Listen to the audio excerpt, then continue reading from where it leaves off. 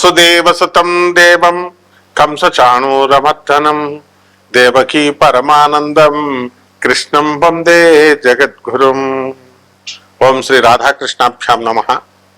ఓం కృష్ణం వందే జగద్గురుం, అర్జునం వందే జగదేక వీరం. మనకి ఇప్పుడు గ్రహాల మార్పు జరగబోతోంది. ఎలా? గురుగ్రహము 2 అక్టోబర్ 2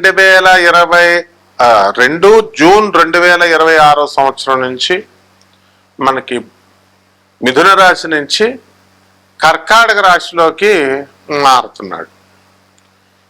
దీనివల్ల కొన్ని రాశుల వారికి మేలు జరుగుతుంది, కొన్ని రాశుల వారికి యావరేజ్గా ఉంటుంది, కొన్ని రాశుల వారికి బిలో యావరేజ్గా ఉంటుంది.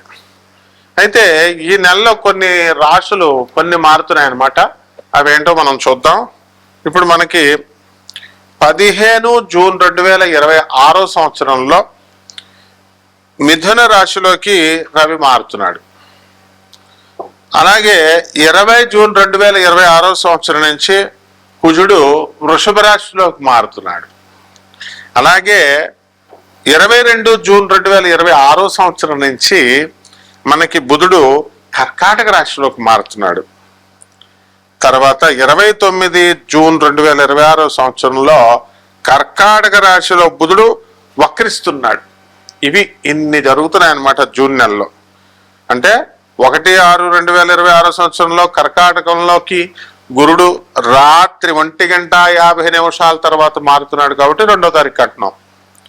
అలాగే 8/6/2026 సంవత్సరంలో కర్కాటకంలోకి శుక్రుడు మారుతున్నాడు. ఈ యొక్క గ్రహ సంపుటి వల్ల మనకి ఏ ఏ గ్రహాలకి ఏమి ఫలితాలు వస్తాయో మనం తెలుసుకుందాం. తెలుసుకునే ముందు మనం ఒక విషయం తెలుసుకోవాలి. గురుగ్రహము 12 సంవత్సరాలకు ఒకసారి మారుతుంది. 12 సంవత్సరాలకు ఒకసారి మారినప్పుడు మనకి ఏమవుతుందంటే ఈ గురుగ్రహము అనేకమైనటువంటి శుభ ఫలితాలను ఇస్తుంది కొన్ని రాశుల వారికి. ఈ యొక్క కుంభరాశిలో ఉన్నటువంటి రాహువు ఈ జూన్ నెలంతా కూడా కుంభరాశిలో ఉంటాడు. కేతువు మరి మనకి సింహరాశిలోనే ఉంటాడు. మీనరాశిలో శని ఉన్నాడు. ఈ యొక్క ప్లానెట్స్ కాంబినేషన్ వల్ల మనం ఏమనుకుంటామంటే ఒక అద్భుతాలు జరగబోతున్నాయేమో. ఇప్పుడు అందరూ కూడా చెప్పేదాన్ని బట్టి మిథున రాశి వారికి అందరికీ అద్భుతాలు జరగబోతున్నాయి అనుకుంటున్నారు. ఏం అద్భుతాలండి గురువు గారు మిథున రాశి వారికి అని చాలా మంది అడిగారు. ఒక ఆయన మిథున రాశి ఆయన అమెరికాలో జాబ్ చేస్తున్నాడు. వాళ్ళ భార్య పిల్లల్ని తీసుకొని అమెరికా ఇప్పుడు వాళ్ళు వెళ్ళిపోతున్నారు. ఉద్యోగంలో 6 సంవత్సరాలకే వచ్చిందండి కాంట్రాక్టు అమెరికాలో. ఇది ఏమన్నా ఎక్స్టెండ్ అవుతుందా అన్నారు. అవ్వచ్చు. అలాగే ఈ యొక్క మిథున రాశి వాళ్ళకి మరి నేను హౌస్ వైఫ్ అండి, మరి నాకేమవుతుందండి అంటే డబ్బులు వస్తాయమ్మా. మీ మిథున రాశి వాళ్ళకి, మీ తమ్ముడు వాళ్ళకి, మీ మరదల వాళ్ళకి డబ్బులు వస్తున్నప్పుడు నీకెందుకు డబ్బులు రావంటే, డబ్బులు నేను హౌస్ వైఫ్ని కదండి నాకు ఎలా వస్తాయి అంటారు. అది ఎలా వస్తాయో మనకు తెలీదు. మనకి డబ్బులు వస్తాయంటే వస్తాయి అంతే. మరి అది యూట్యూబ్లో చెప్పేటటువంటి జ్యోతిష్కులు కానీ, పీఠాధిపతుల రూపాల్లో ఉన్న వాళ్ళు కానీ, పీఠాధిపతులు కానీ, ప్రవచనకారులు కానీ వస్తాయంటే వస్తున్నాయి అంతే అని చెప్తున్నారు. కష్టపడిందే చదువు వస్తుందా? సాధనమున సమకూరు అని చెప్పారు. ధరణిలోన కష్టపడితేనే మనకి చదువు వస్తుంది, కష్టపడితేనే డబ్బులు వస్తాయి. కాబట్టి మీరు ఈ మాయా నుంచి బయటకు వచ్చేసేయండి.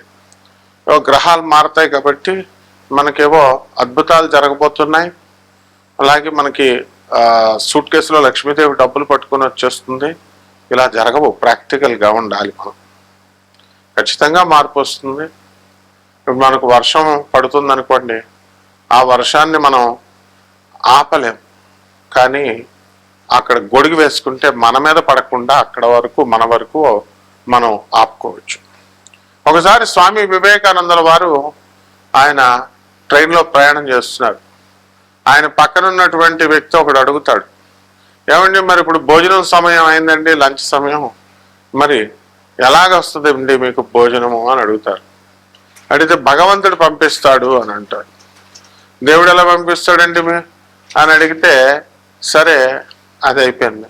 ఆ నాగ్పూర్ స్టేషన్ వచ్చింది.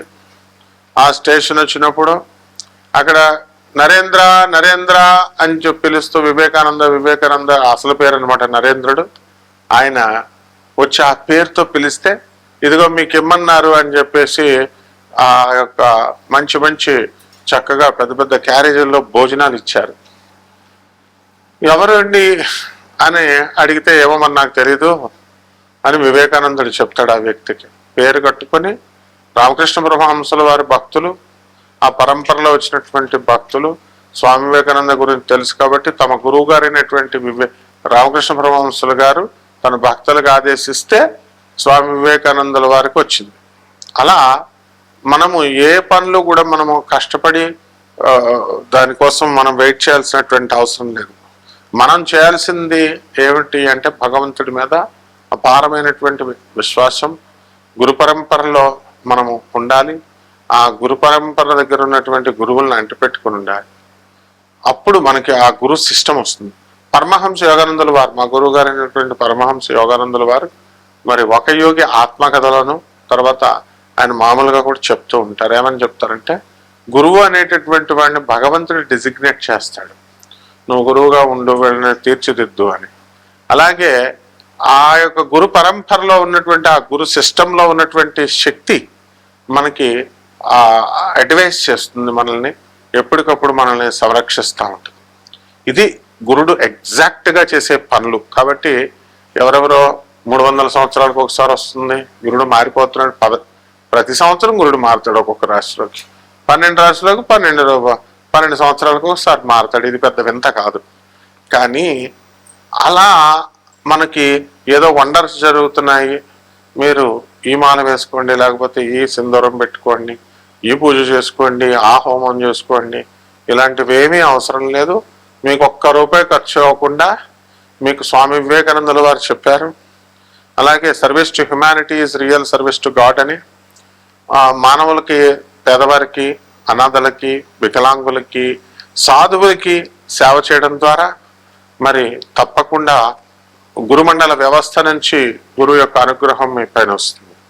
అలా కాకుండా బాగా డబ్బున్నటువంటి వాళ్ళు పిసనార్తనంగా వాళ్ళ బీరువాల్లో డబ్బులు దాచుకుని ఖర్చు పెట్టకుండా పేదవాళ్ళకి, అవసరంలో ఉన్న వాళ్ళకి కనుక ఆదుకోకపోయినట్లయితే వాళ్ళు తప్పకుండా నష్టపోయేటటువంటి అవకాశాలు ఉంటాయి. కాబట్టి ఎదుగుదల మాట ఎలా ఉంచండి, డౌన్ఫాల్ అవడానికి అవకాశాలు ఉంటాయి. కాబట్టి ఎంతసేపు కూడా మీ పక్కవాడు మీ పట్ల ఏదో ఒక సహాయం చేస్తారనేటటువంటి ఎక్స్పెక్టేషన్తో ఉంటాడు. Everyone will have greater expectations on his fellow beings అని. కాబట్టి మనకి మీరంతా ఎదగాలని పక్కవాడు కోరుకుంటాడు. ఎందువలన కోరుకుంటాడు? వాడి మీ కారు ఉంటే వాడిని ఎక్కించుకుంటారని, మీ దగ్గర ₹100 అంటే ₹10 వాడికి అప్పిస్తారని. This is positive optimism. అందువలన ఇదంతా కూడా స్వామి వివేకానందుడు, జగద్గురు ఆదిశంకరాచార్యులు వారు, ప్రభాత్ రంజన్ సర్కార్, ఆనందమూర్తి గారు ఇలాంటి వాళ్ళు చెప్పేవి. కాబట్టి మీ అందరూ కూడా ఇది కోటాను కోట్ల మందికి కామన్ ప్లాట్ఫారం మీద చెప్పబడేటటువంటి ఈ యొక్క రాశి ఫలాలు, దాన్ని ఒక్కొక్క వారీగా ఒక్కొక్క 12 రాశుల వారికి కూడా ఒక్కొక్కళ్ళకి మీకు ఎలాంటి ఫలితాలు ఇస్తుంది అనేటటువంటిది మనము ఈ గోచార రీత్యా మనం తెలుసుకుందాం. వ్యక్తిగత జాతకాల ద్వారా మాత్రమే తెలుస్తుంది. సో వ్యక్తిగత జాతకాల ద్వారా మీ జాతకంలో మీరు ఇల్లు ఎప్పుడు కడతారు, ఇవన్నీ చేస్తారు, చదువు ఎప్పుడు వస్తుంది, ఇలాంటివన్నీ కూడా మనకు తెలుస్తాయి.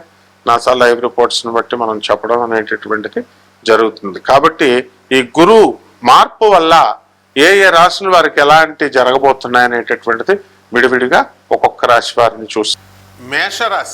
మేషరాశి వారంటే ఎవరండి? మేక. ఆ తర్వాత దానికి ఏలినాటి శని జరుగుతుంది. మేషం 7.5 సంవత్సరాలు జరుగుద్ది. 7.5 సంవత్సరాల పాటు ఈ యొక్క మేషరాశి వారికి ఏలినాటి శని జరుగుతుంది. కాబట్టి మేషరాశి వారికి అందరికీ కూడా ఎలా ఉంటుంది? గురుడు మనకి 2 జూన్ 2026 సంవత్సరం తర్వాత వచ్చింది కాబట్టి చక్కగా కర్కాటక రాశిలోకి అర్ధాష్టమ గురుడు అవుతున్నాడు. అర్ధాష్టమ గురుడు 4వ ఇంట్లోకి వస్తున్నాడు గురుడు.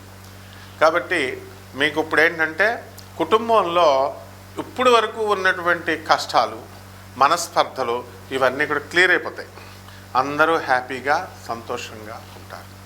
అలాగే వ్యయంలో ఉన్నటువంటి ఈ యొక్క శని యొక్క ప్రభావం వలన బాగా బద్ధకంగా ఉండడం, నిద్ర పట్టడం ఇలాంటివన్నీ కూడా జరుగుతూ ఉంటాయి.